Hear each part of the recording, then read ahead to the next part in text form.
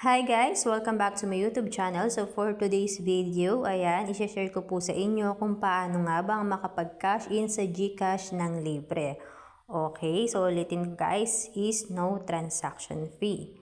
Okay, so guys, ngayon nga is may update yan si BPI na since starting July 1, 2026, sending money to any bank or e-wallet will be free with the BPI app and VYBE by BPI.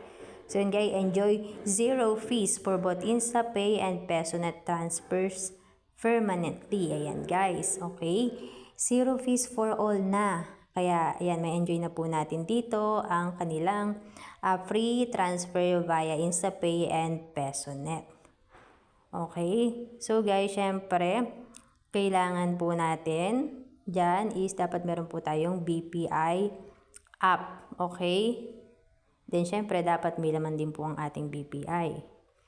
Okay, so, nada-download naman guys yung BPI via Play Store or App Store pagka po iPhone ang gamit. Okay?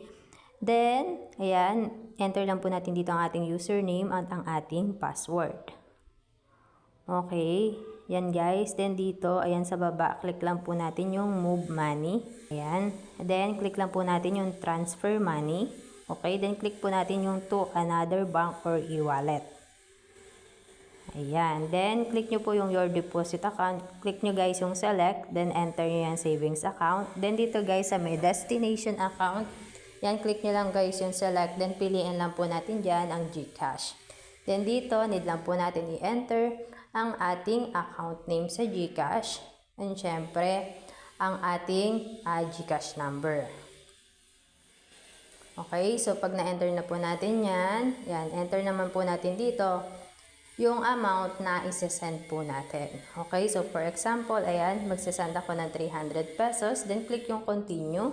Then dito guys, ayan, makikita nyo nga po, is sa may summary, transfer amount is 300, and yung fee niya guys is 0. Okay. Then yan guys, click lang po natin yung confirm, and then enter lang po natin ang ating mobile key. Ayan. So, yan guys. Transfer successfully na. Then, let's check naman guys sa ating GCash kung pumasok na yan. So, from 371, ayan, refresh ko lang. Ayan, 671. So, nakita nyo guys is wala tayong binayaran dito.